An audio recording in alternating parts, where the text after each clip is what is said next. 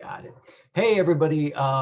For today, we're going to start by going over your final project where we gave you assets in a link. It's on Canvas. We're going to make an announcement about it, but just wanted to kind of show you what assets there were so that there's no confusion. I'm going to share my screen. I'm going to go into my Premiere. Well, actually, I'm going to go on my desktop. There's my desktop. Open up Premiere. I have a bunch of projects already open. Oh, look, shrimp tacos. Let's get rid of those. All right, I have a new project here. First thing first, I'm going to open up here. I have downloaded, it's a zip file. All you have to do is double click on the zip file. It'll uncompress, and it's about a gig. You can see a gig worth of content. I'm going to click and drag this into my Premiere here.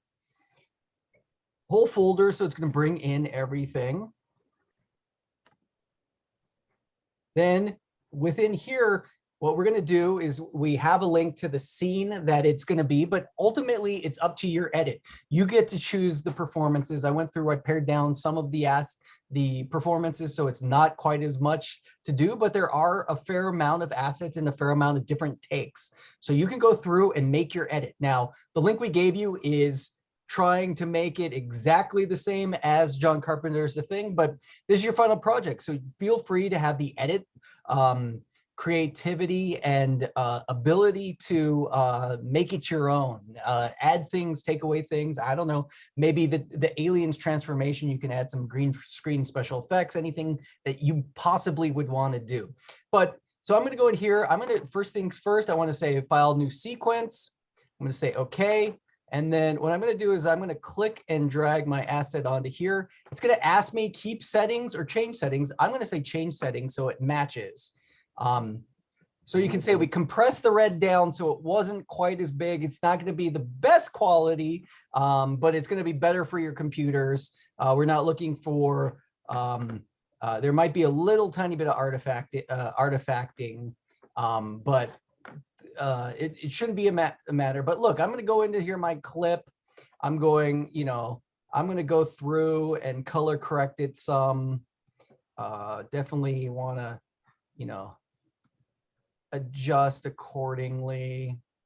It's a creepy scene, so we're going to want it dark, and you're going to be able to go through and go ahead and do it creatively.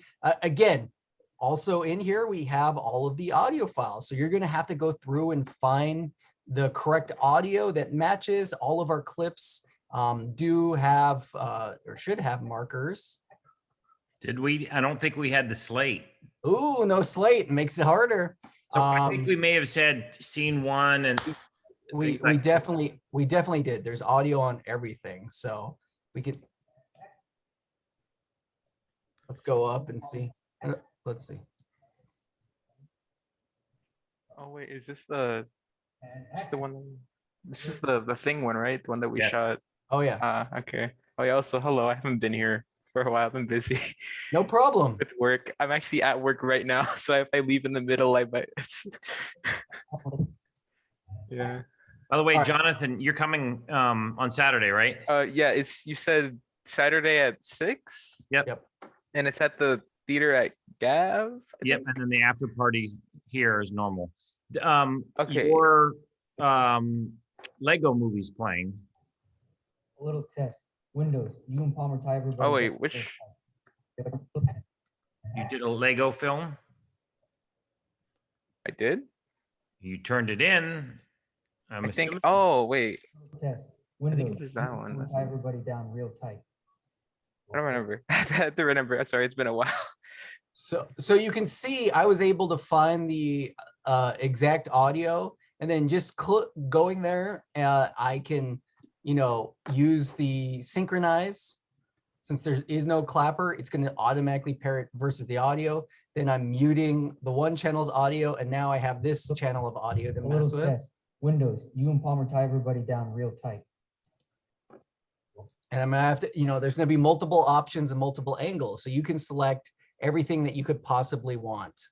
Tim, what's your trick for knowing which is the right audio file to match with the video? You're gonna have to listen is the problem. There's no markers here, which make it a little easier. So for me, for me, my trick was like being like, okay, where's the clip? And I was like, okay, this is one of the first clips that I pulled, and I pulled the audio. I'm like, okay, so it's probably one of the first audios. Here is the trick.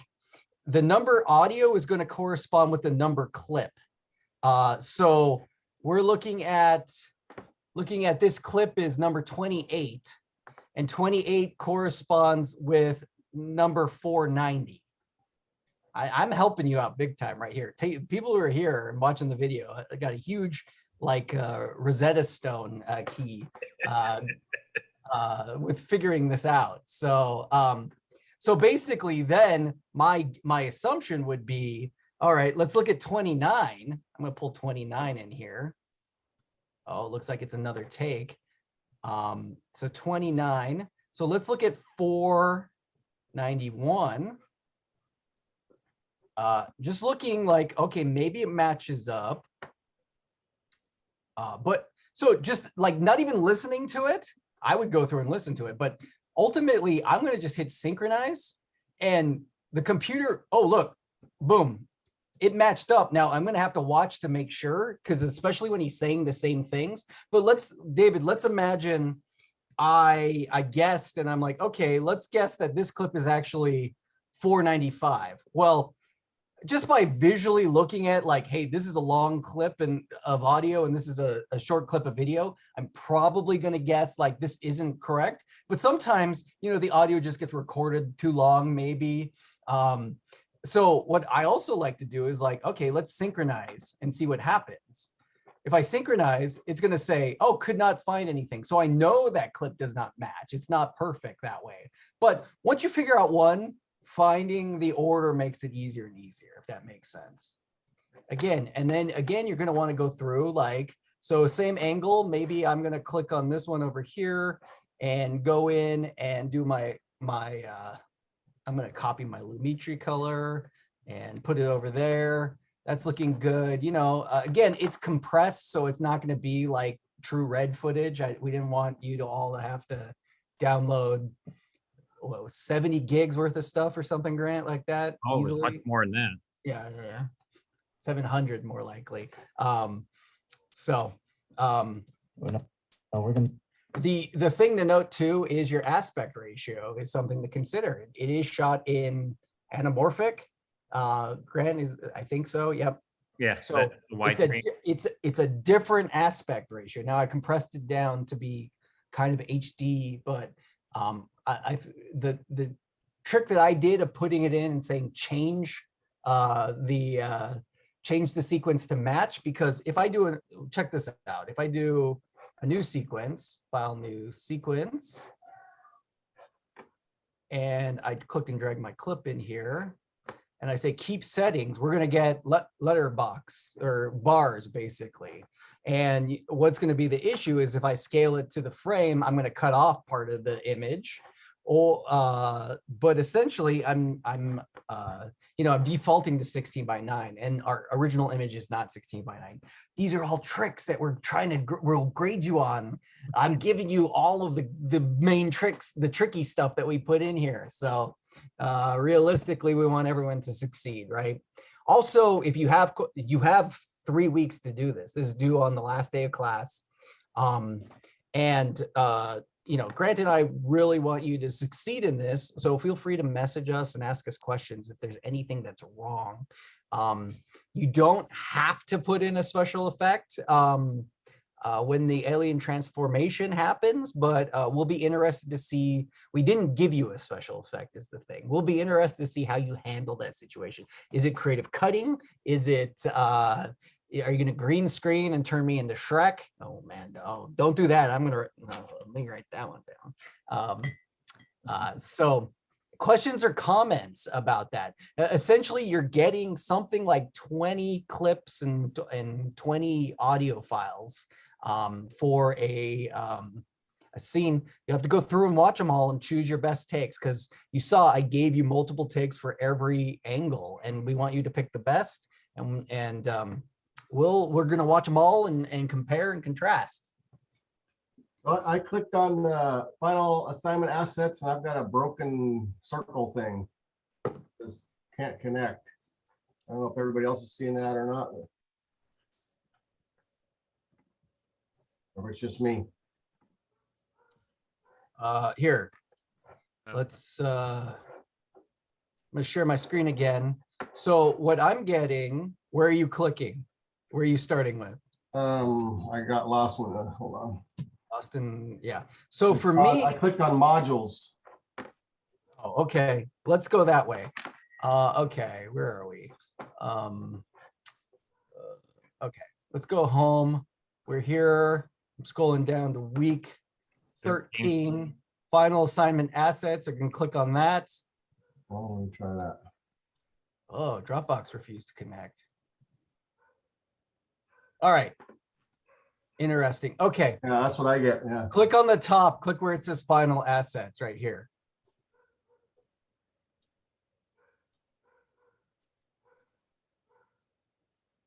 When you click here, it'll take you to this window. Yes. Got it. Yep. It says you can And then download it. hit the download. Okay.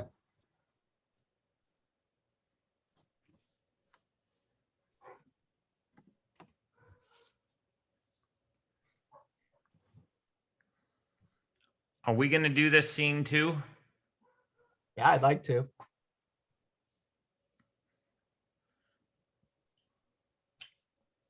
Our final is on the 19th, Grant. No.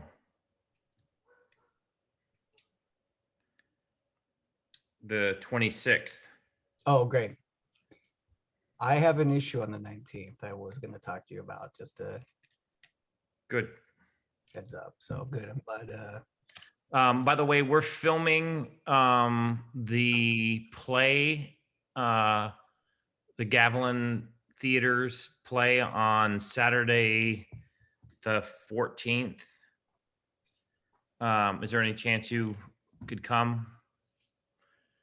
And by the way, if anyone else wants opportunity to film or a mix, time? I think it starts at 8, so we can start setting up at 6. Okay, let me, there's a family thing going on, but let me. Yeah, if you just can't, check. don't worry about it. I'm hoping Geronimo can help, and then maybe somebody from class, Alex, Yeah. Jonathan, Robert. I Les. have Sebastian, who would probably, if I give him enough notice, would probably come and needs it for MCTV 17, 18. So I imagine doing probably 3 or 4 cameras plus stereo audio. what about, are we filming the award ceremony on Saturday? I would like to. We have the last several years, so probably just one camera. We can get just one person to Run it. film. Because I don't think Geronimo is available, right? Mm-mm.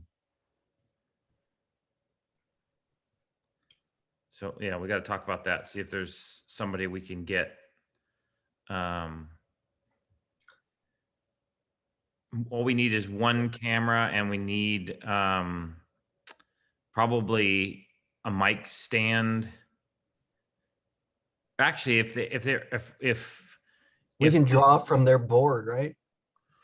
yeah, I actually went there to test today, and they were having audio issues. Celeste asked, is it black tie? Well, I will be wearing a tie and a suit. I mean, it is, the Gabby's is a formal event. Is it tux? Not necessarily. Is Grant wearing his wedding suit to it? I don't know. I'm wearing a black suit. I mean, I'm sorry, a navy blue suit. Oh, we're gonna match, I think. So well, definitely people dress up. I mean, if you've seen the other ones, Samantha's always falling over because she's got a fancy dress on. So I will show you how difficult is it to. I guess I can just open just up share pictures your and share. screen. Yeah.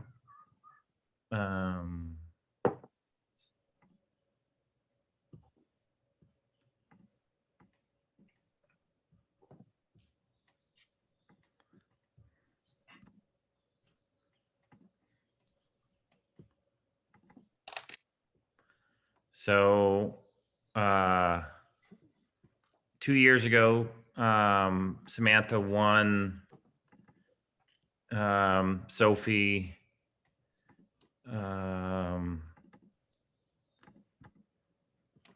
There's Grady with Sam and Sophie. I'll see if I can find more, but yeah, people tend to if you're a nominee, at least. By the way, we kind of force you to make some kind of speech. So if you get up on stage, you win. I think Tim might tackle you if you try to just take the award and go. Yeah, I will. Especially since it's the first year, really, like we're back in business. So Yeah. And then you got to come to my house afterwards for the party. Champagne and food and stuff like that. celebration. Well, they're all old pros now at this point, but everyone's invited. So should be good. A lot of great films, like really fun stuff. So we're excited. Any questions or comments about the final? Anyone? Or the film festival, 6 p.m. Gav Theater. The last day of class is just watching this film, everybody's film that we put together. Yeah. If there's somebody who's been absent quite a bit, we might allow them to take a written test as well. But for all of you here, that's not necessary. You just turn in your project. Do you get extra credit for going to the film festival? Oh, heck yeah, a lot, 200 points. Oh, okay. And if you bring a guest, it's 50 more. And if you get an autograph from one of the nominees, it's 50 more. And if you are one of the nominees, you can sign for yourself. So. Wait, so can David get an autograph of himself? Does Yeah. that work? It'll be worth a lot of money someday. I think so. That's funny. Yep. So, bring a date, bring a family member, bring a cousin. My entourage of people, there's a fight that night, the Canelo fight. And I'm struggling to pull them away from watching that Canelo boxing match. You can. There's a Warrior game. I'm gonna tape it, and I'll go home and watch. That's what I'm telling them too, but come on, family that first. was me. I was hoping. Well, we'll I'm see. still giving them crap. We're excited. I got family coming, so should be good.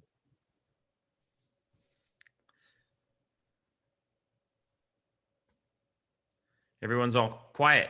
Mm-hmm. Have you all checked out the footage? Could you start? Comfortable?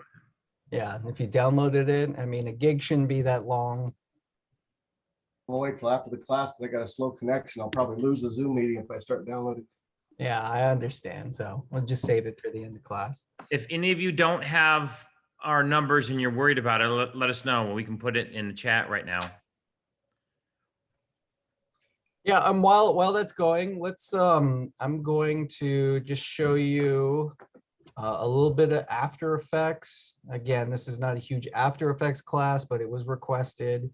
And I just chose a little fun lesson that I think it would probably be valuable to all of you who have, I know, done this before. And oh, what's going on? Hold on a second. My computer is, let me close some of my Adobe stuff, because I think,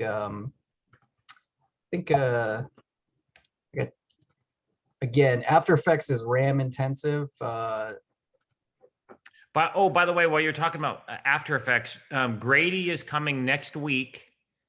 I think we said the 12th, and he's going to do talk about some of the effects that he did on Runners 3. That's gun firing and bullets ejecting and things like that. And then he's going to do some variety of stuff that he did for Kermwick 3. So it'll be a lesson in After Effects, action stuff.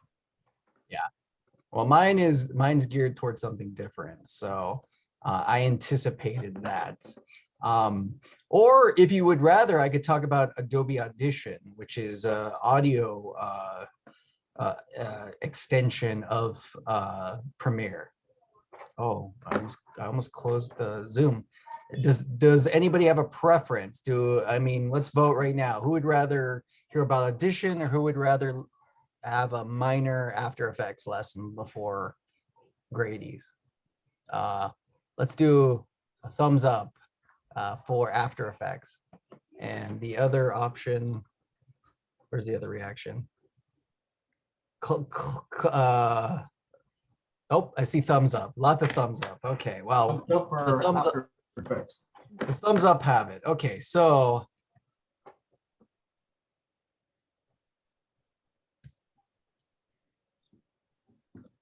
all right, let me share my screen.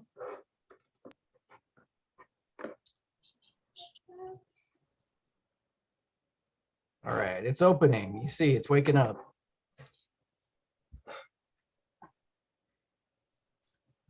Ooh, what?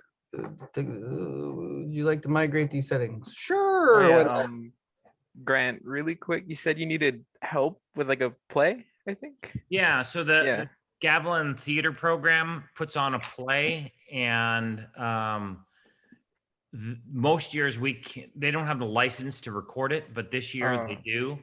So we're gonna film on Saturday, the 14th.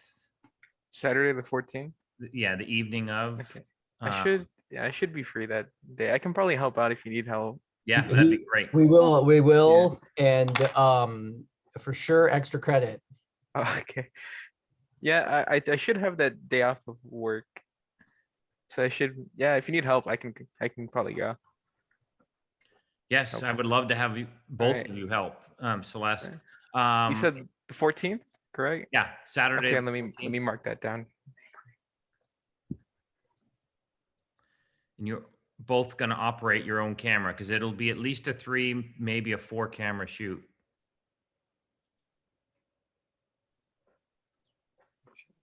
If you're short a camera person, let us know, Grant. We might be able to help too. Great, thank you.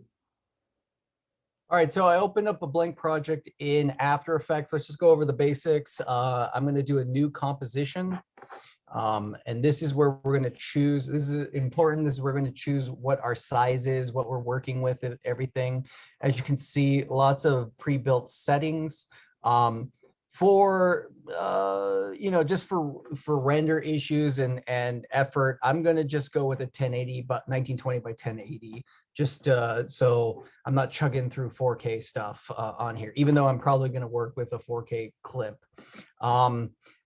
What's also really interesting when you're starting a new clip in, I don't know how interesting, what's really necessary is right here, start a time code and duration. Duration is going to be how long is your composition going to be.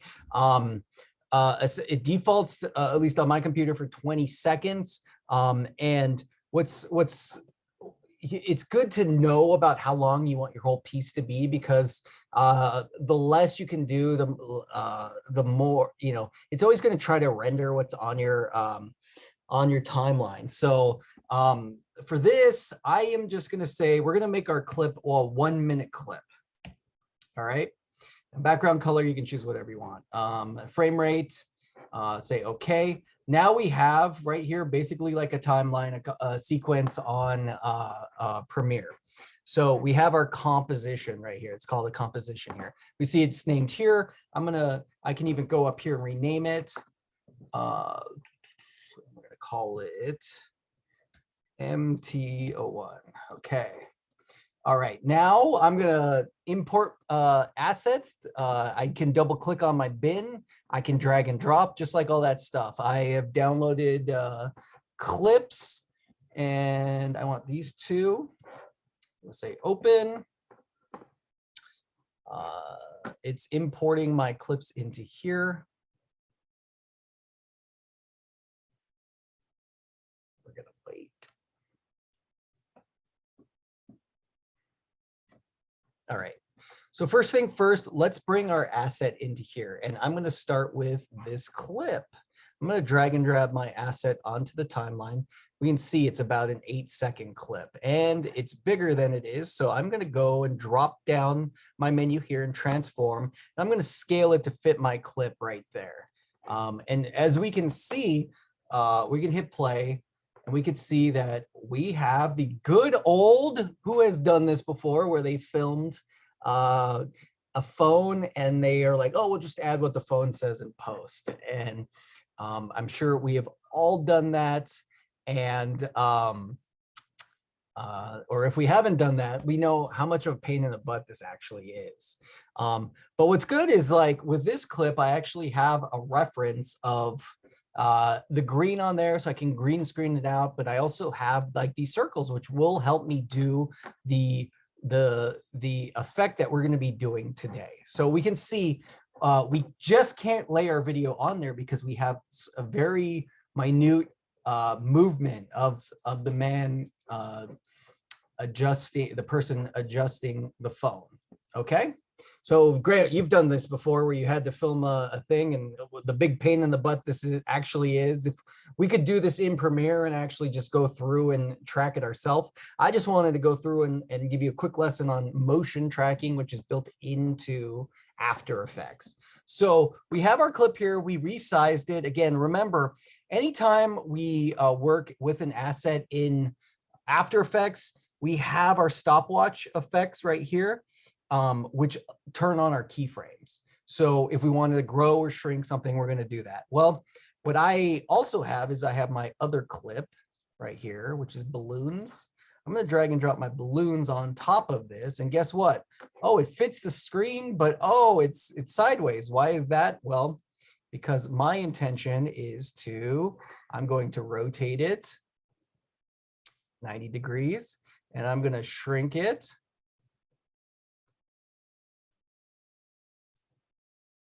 All right. And realistically, I'm going to, rotate it a tiny bit to fit. This is what my intention was to be on that. Let's make it a little bit bigger.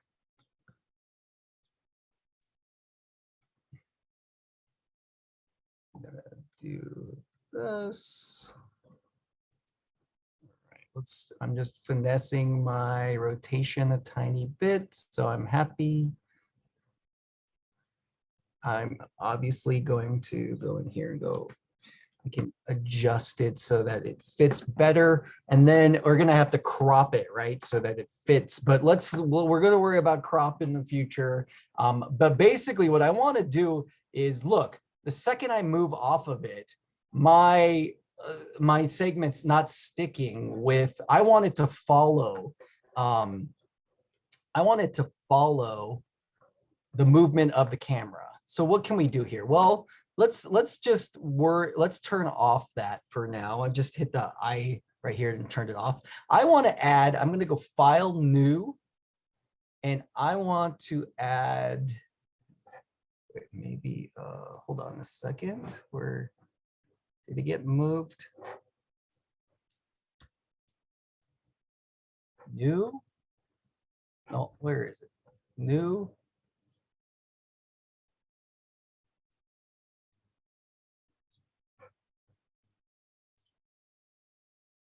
Layer. Okay, sorry. Layer, new. Okay, so I want to add a null. So layer, new, and a null object. So a null object is essentially a layer that we're putting on our After Effects file, and a null allows us to assign attributes to it, which then we can apply attributes to the direct file. If we applied it directly to the file, we wouldn't be able to adjust without affecting it.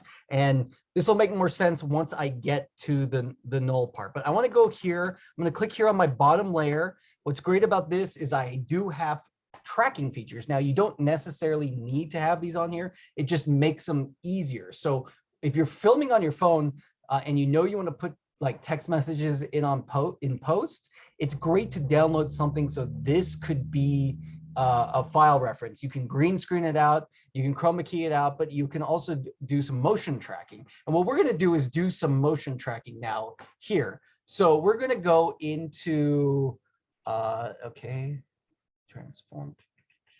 Well, I'm going to just do.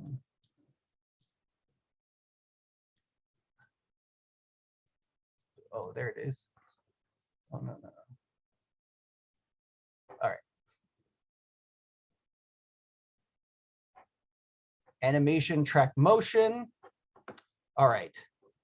So there it is. They moved them all around on me today. Okay, I just downloaded a new version, I guess. Okay, animation track motion. There it is right there. So what track motion then is we have opened up, I'm gonna have to minimize this so to see. Okay, so now we have our tracker that's open. And the track allows us to do a couple of really interesting things, but most notably is we get this effect right here, which is our motion tracking point. And what's great about this is I can select a point on my any point in my image, and then I can actually go and I can let's actually say that like, hey, within my motion tracking, I want to encapsulate this circle right here. And the more information you can give it, the better it's going to be able to track this motion. So then right here, I'm actually finding the point in between, and I can actually make this bigger or smaller accordingly. And I'm going to just give it that much information so that it can know to follow this point. It's looking for the reference where the intersect happens. It has this point. And then what's great is I can remember I need to be on the layer that has the motion. I'm going to hit apply, X and Y. I'm going to say yes.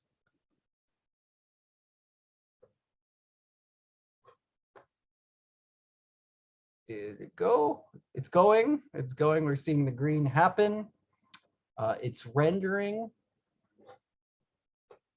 We should now see our motion. Where'd it go?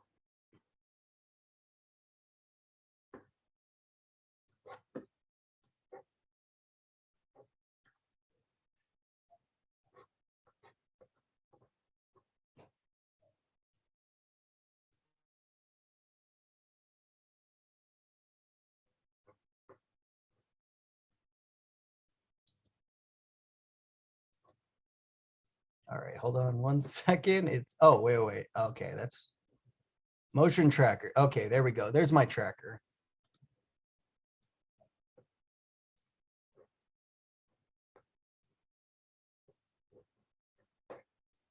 I think it might have failed on me again.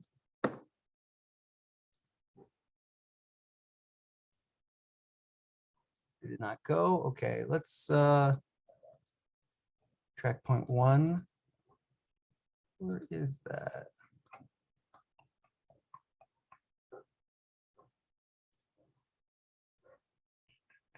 All right, let's go back here.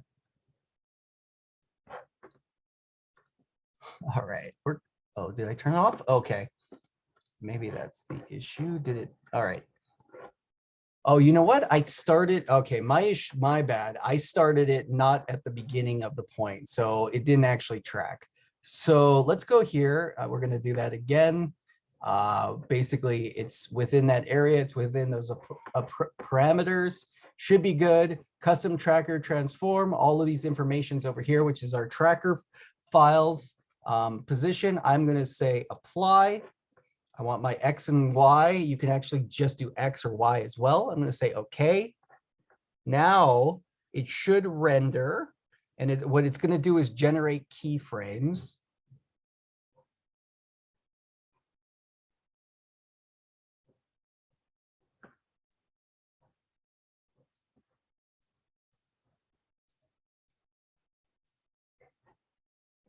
All right.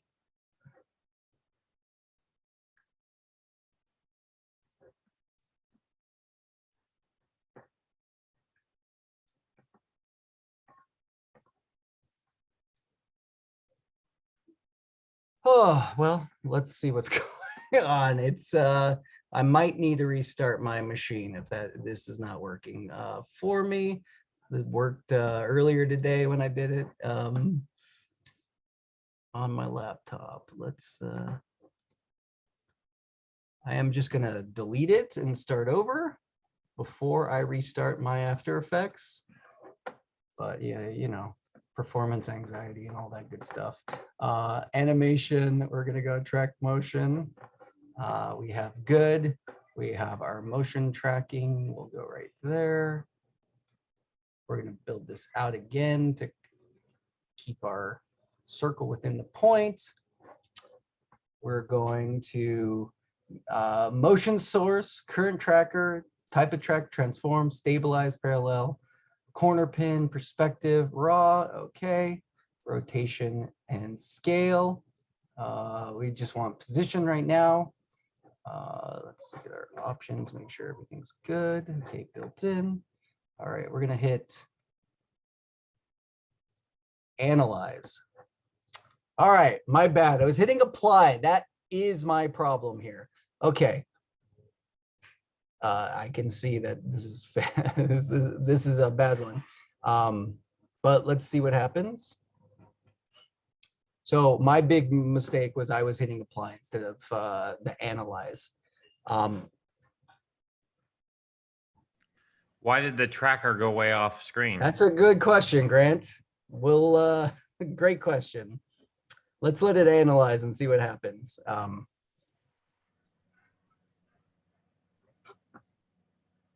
Yes, it failed, which was interesting because it, you know, as you can see, we reached the point and then it decided, yeah, goodbye.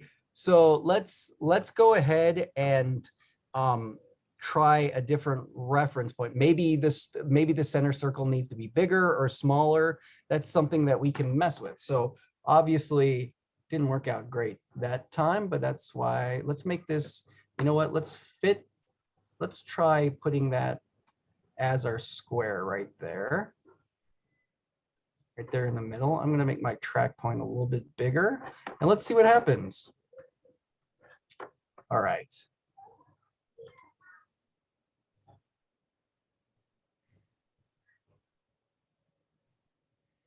All right. I already tell it's better. So the center square referencing the entire circle is following the point much better.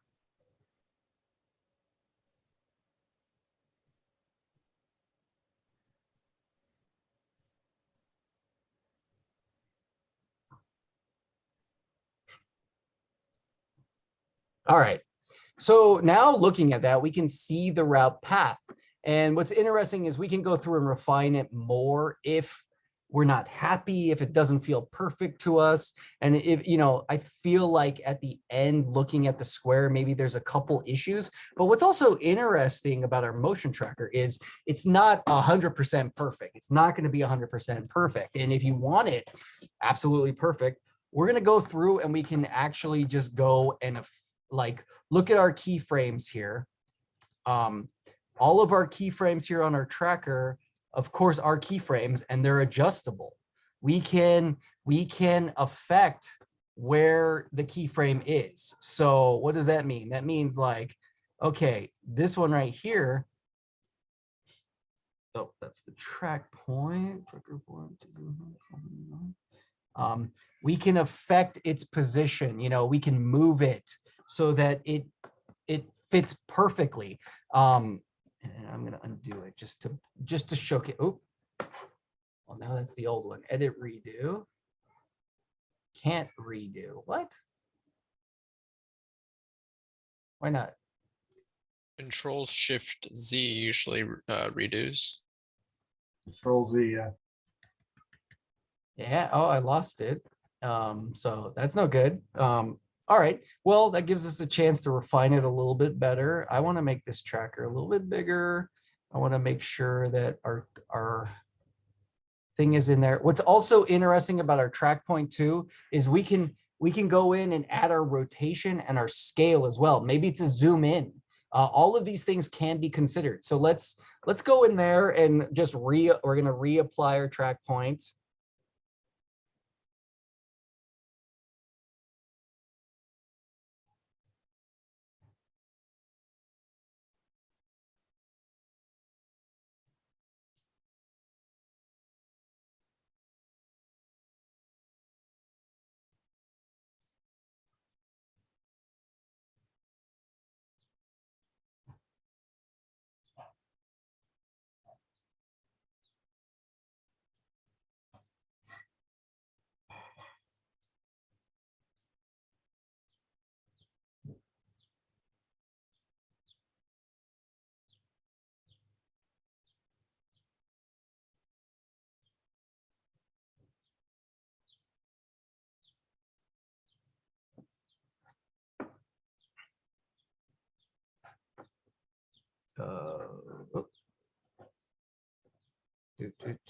All right, everything's slowing down. I think what happened there. Looks like there's 2 track points Yeah, going. yeah. So give me a second track point. So you know what? We're gonna go through and just restart that. We can actually go file, animation, track motion again. Here's our track points. Let's go ahead and we have many references, so we can actually go through and adjust accordingly. Let's bring that up to be that one right there. It's going to give us enough information. I'm going to do all of those, apply. We're going to do it one more time. Oh, I did it wrong. Okay. Not apply, tracker 1. Not apply, we need to analyze before we apply. That was my mistake. Okay, so here we go. Track motion. There we go. Let's do it again.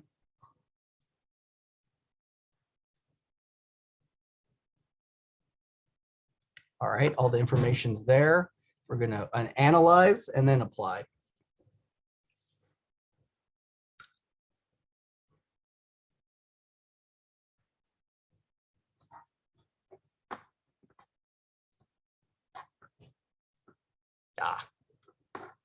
Cool. I'm making all the mistakes, so you can learn from my mistakes. Okay, there we go. My bad. I didn't start it at the beginning again. So we're gonna go right there. In fact, let's just start over one more time.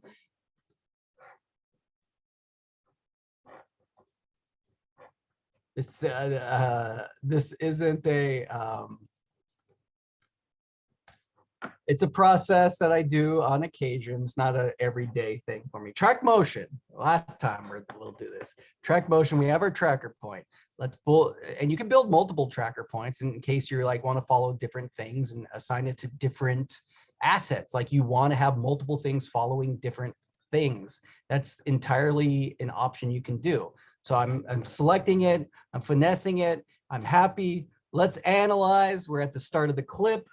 We're going to follow it there. Great. All right, Tim. 80th time's the charm. Oh,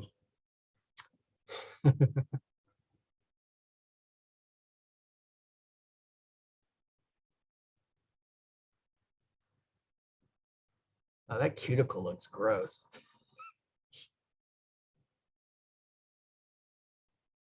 So what else can we do with something like this? Well, if you want your logo to track something on your image, like you have a panel left to right, you can fly a logo. You can do animated text this way. This is a good way to also do credits, or Grady did this for On the Couch grant and did the motion tracking for all the names for On the Couch. So we're looking at that. We have our track point. Okay, so now what do? Let's say we went through, we finessed it, we made sure we're 100% happy with this. Well, our next step is we now need to edit target. So edit target means where are we going to apply these track points to? Well, where I'm going to apply these track points to is I'm going to go and assign it to null 1, which means instead of the track points being on this master clip, I am going to make a null, and the null is like a blank layer that I can assign these track points to, that so that I can affect the back layer if I want. So that's the whole point of the null layer. So I'm going to say okay, and then I'm going to finally get to hit my apply. Yes. Now all of these null points are here on this null layer. We can see this is where it's applied. It's all of this information is there. And so the null layer is basically moving around. We can't really see it. We can't see it because it's basically invisible. What's the point though, Tim? Well, we want this to float around and follow the information there. So what are we going to do? Well, first and foremost, I'm going to position this.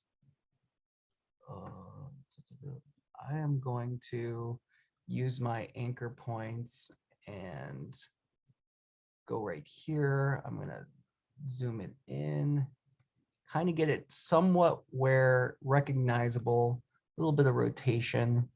This is going to be, let's get it right there. We're going to crop it. There's going to be some finessing to it, but realistically, let me just show you what I'm going to do now is I'm going to link my layer.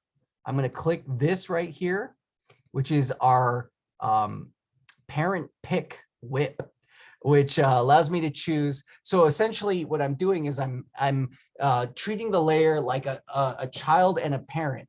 So if you make a different layer your parent, this layer will follow the information that's here with the null layer. And what does that mean? So I'm going to click, I'm going to drag it to there, and I basically essentially have made them link together.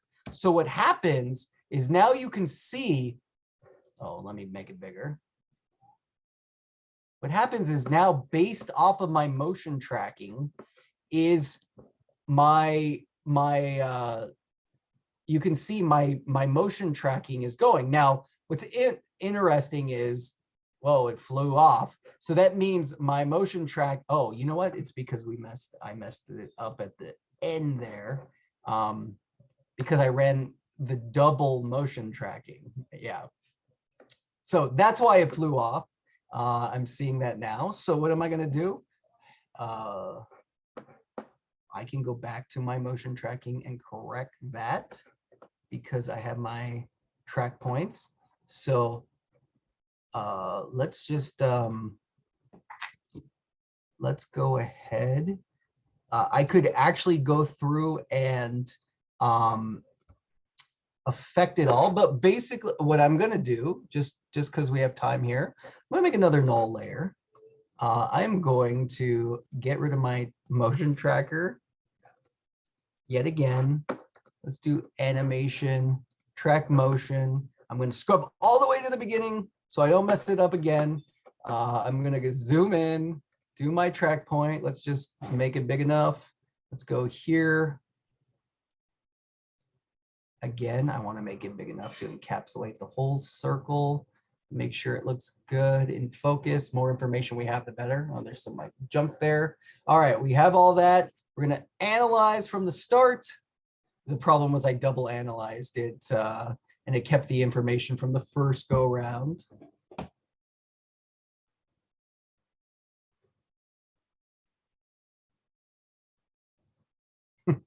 I use Premiere every single day of my life. I don't use After Effects every single day of my life. So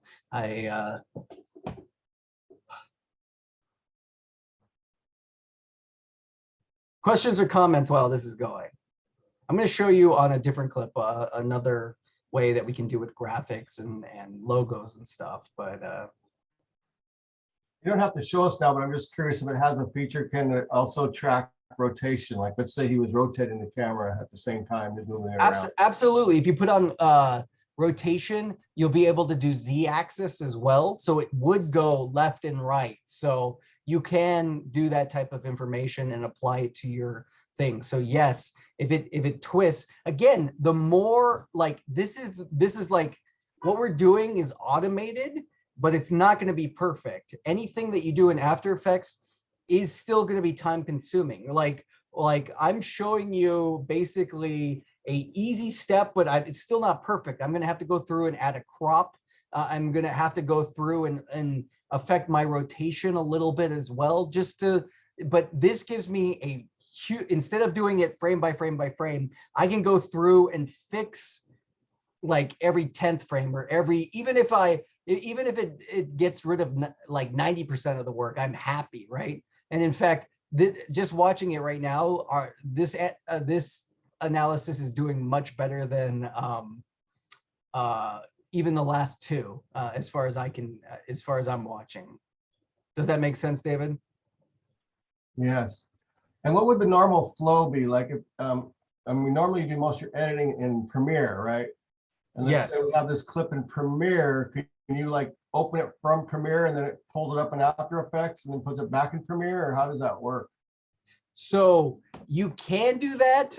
In my experience, I tend to crash Premiere big time if you do that. So for my workflow, when I know that like, so for my workflow, I know I have a special effects clip in Premiere. I will take that clip, send it to After Effects separate. Then I will do all the work on that single clip, and then I will export it and put, layer it into my Premiere as a finished asset rather than doing what's called recursive editing. Because anytime you're working off of a After Effects file that's within your Premiere file, it's going to make your Premiere so much more buggy and so much more likely to quit, because it's always going to be drawing on After Effects's RAM assets. I can show you as soon as this analysis is done. I will show you an example of like, yes, you can do that. Do I advise it? No. In my experience, and I've tried to work that way several times, just to my own frustration.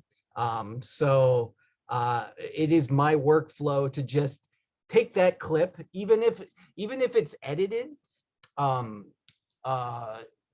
You edit it in Premiere, you know how much it's going to be. I'd export it full resolution from Premiere, put it into After Effects, then do all your effects, then export it. I think Grady would probably tell you the exact same thing, is like, you got to bring the clips into After Effects, export them, and then put them back into the project. How does that flow work if your plan is to go to DaVinci Resolve for coloring later? Do you lose the raw when you pull it back to Premiere from After Effects?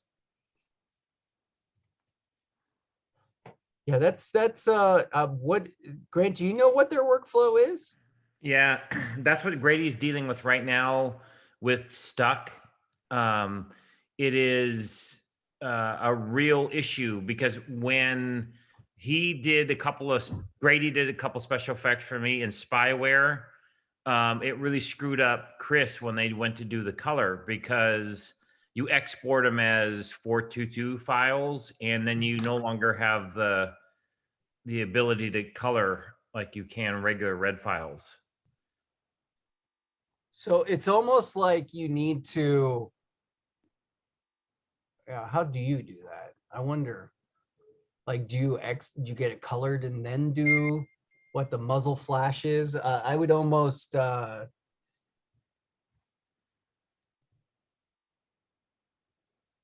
you would have to do some basic coloring based off of, it depends what you're doing. Like for this, like two things that are shot differently, you're definitely going to be colored in different aspects. So if you're layering on this, like I would almost have them color the two different clips so that I then could go into After Effects. Huh.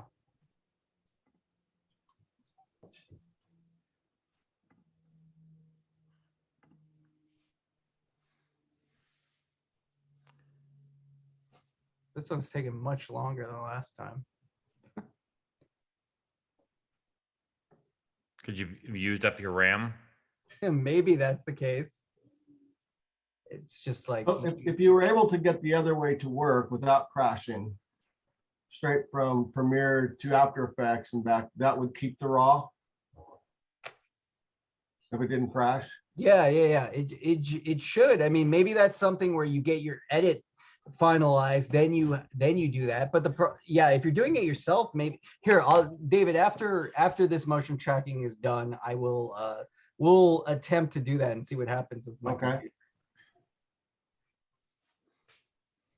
Just So to showcase, because also it's going to be like, what is it, muzzle flashes, is it motion tracking, how extensive is it going to be? Because if you're like doing lightning or you're doing some type of other effect, that for sure won't ever really apply correctly, I don't think. For Grady on the Stuck project, I think he is going to do all the special effects after it's been colored. So he's going to get picture lock, send it for color, and then I guess the assets will be colored as well. And then he will apply, do the work in After Effects. Does he only do those few clips? Because if you Except pull that- it again and then render it out again, you recompress the colors again, right? Yeah.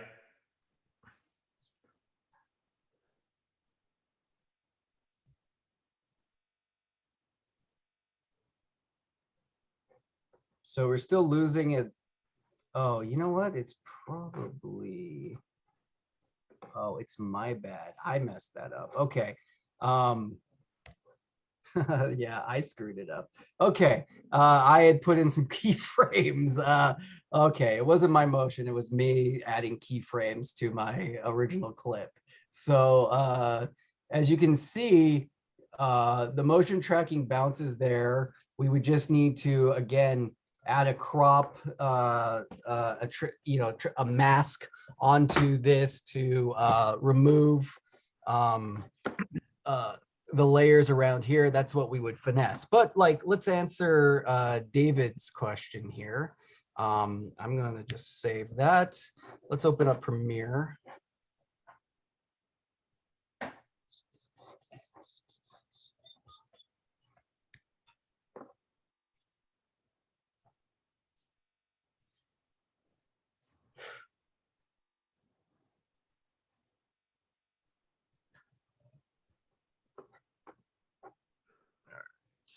Let's just go into this one right here. All right, we do got a bunch of green screen and stuff going on, but let's bring in our clips. I'm gonna go to my downloads here. Doing modified. Oh, documents, downloads. All right, let's get those two. I'm gonna drag and drop them onto my timeline here. Let's go ahead and make it there. And realistically, let's send this to After Effects. Replace with After Effects composition is what you would do.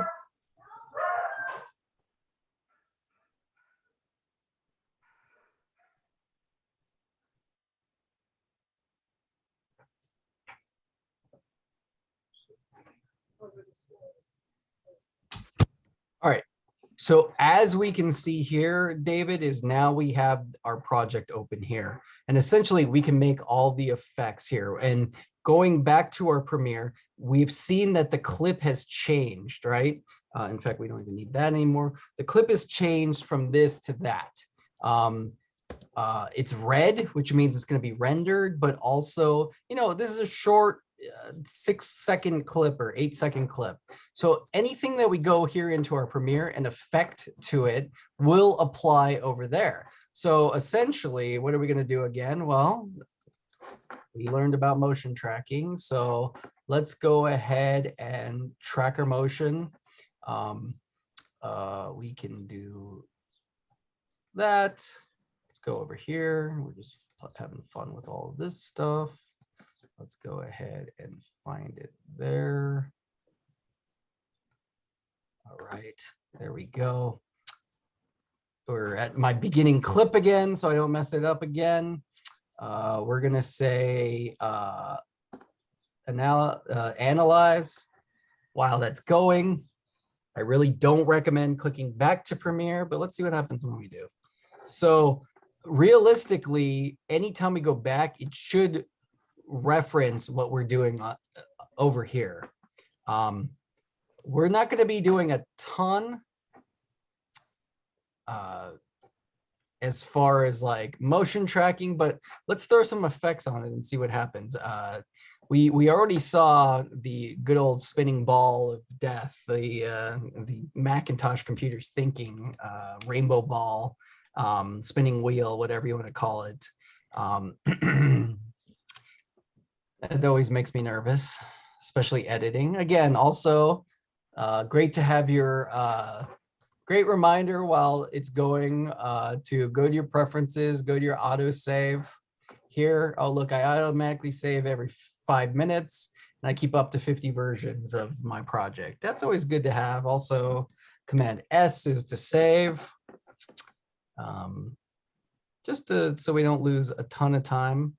Again, we're gonna watch this motion track again. So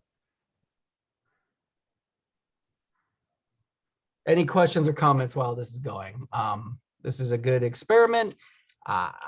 David, if you're willing to risk it, maybe this is the answer. I mean, it depends. Like, also, I think it really depends on how much special effects is going into your piece, right? Like, how extensive is it?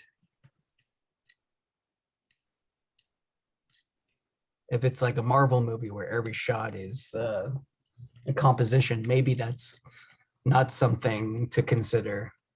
I think what Grant said is a good idea. You take the final colored version and then just do those special effects scenes. And then if you pull it, just those scenes back into DaVinci Resolve, the whole movie would keep its original color except for those few scenes. Yeah. That'd be a good flow. Then apparently you color the assets too. So You can color all of the assets that you bring into After Effects as well. So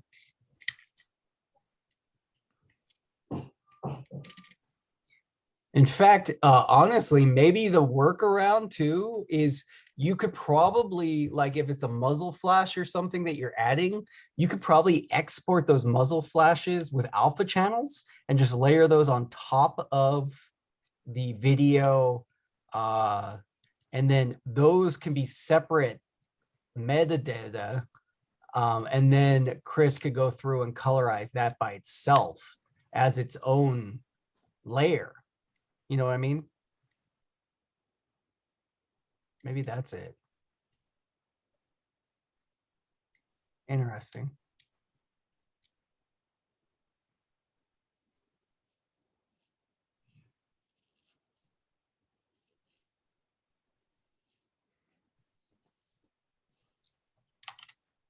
Oh.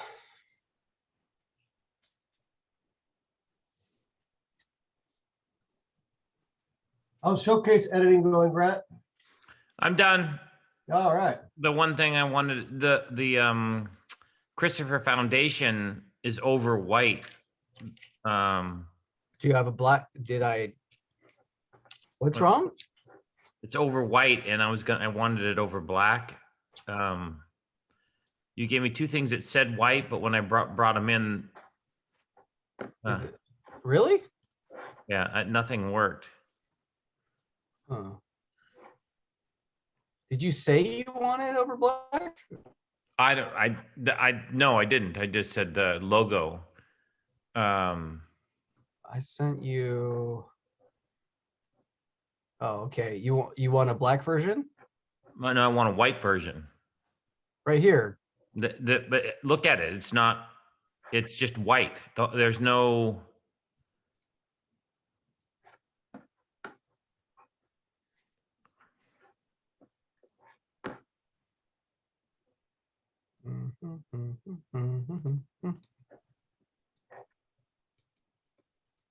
Oh, geez.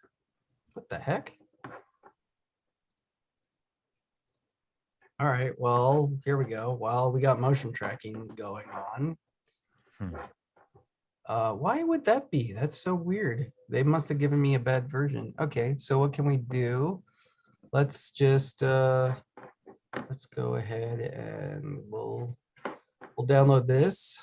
Well, while we're waiting, everybody, let's have some fun with Photoshop. Open up our Photoshop here. We're gonna make a PNG out of this JPEG. No problem. Let's just say open.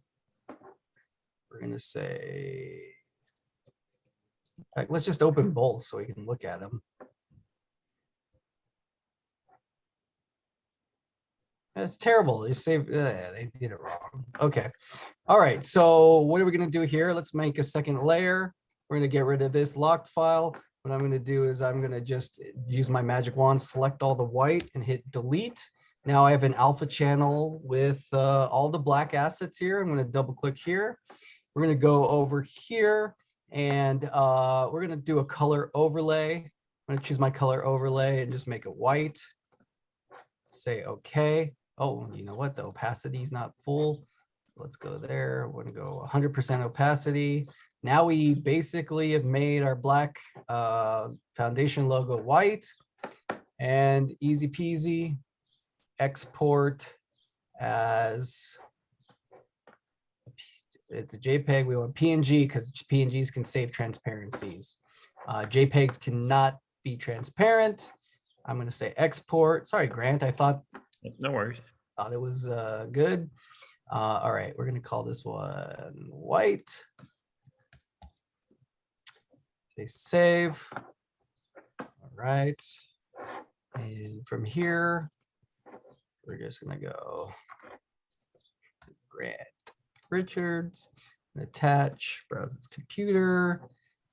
Oh, I should have, okay, there we go, saved it there. Looks good to me. Say open.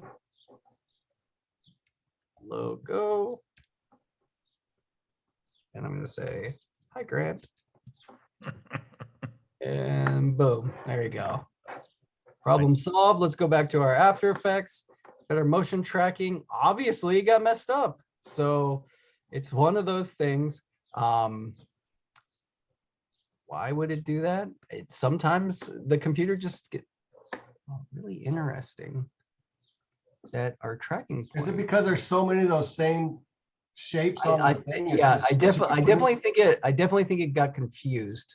So just for the sake of what we're doing here, let's go ahead and we're gonna do layer, new, null. Let's just imagine it worked. Again, it's After Effects, so there's some elements there. Okay, we got our tracker 1. We're gonna edit our target. We're gonna make it null 3. Say okay.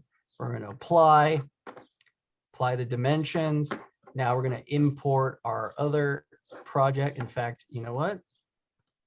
Let's import this to start with. Oh, maybe it's a wrong. All right, let's import this. Oh, there's our white. All right, wrong one. All right, let's go to our document. We're gonna bring in our logo.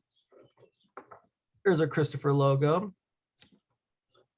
What we're gonna do is we want that to be on here.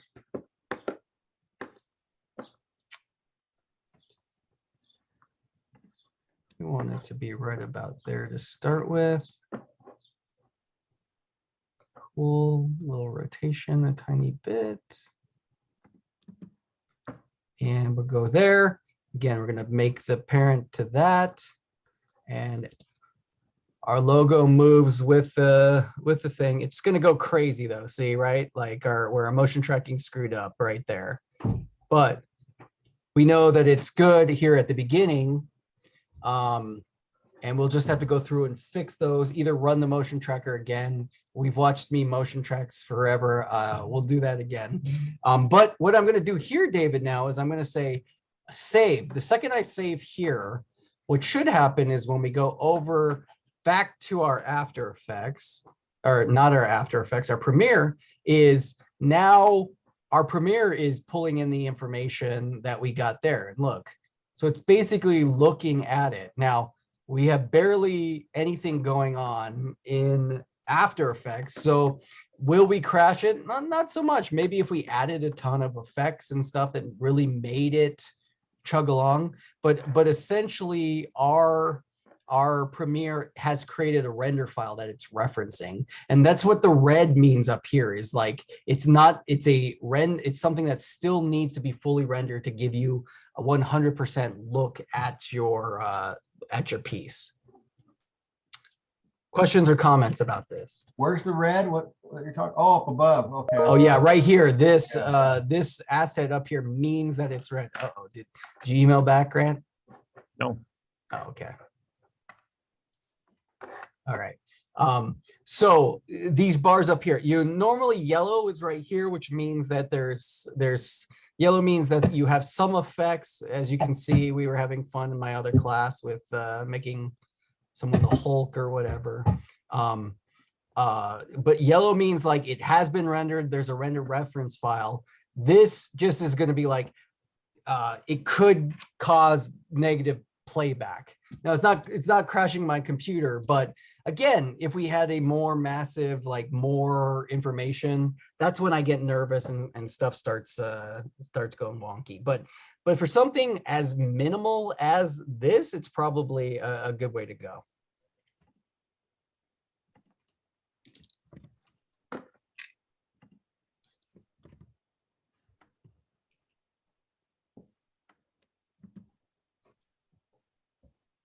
Questions, comments, concerns? Very cool. I mean, there's definitely elements, and that's what's really neat about the Adobe platform is you can like even with Audition, you can send your audio to Audition to sweeten, and you just have to remember the whatever you do in the other program won't be applied to Premiere until you save it in After Effects. Now, again, a crash in one will probably crash the other. That's the only issue to think about. And Yeah, I with- definitely do that sometimes. I say edit in Audition, edit sound in Audition, it just pops right up. It's really cool. Yeah, Audition is great. A really Yeah. good way to remove noises and a much better noise restoration tool than what's built into Premiere.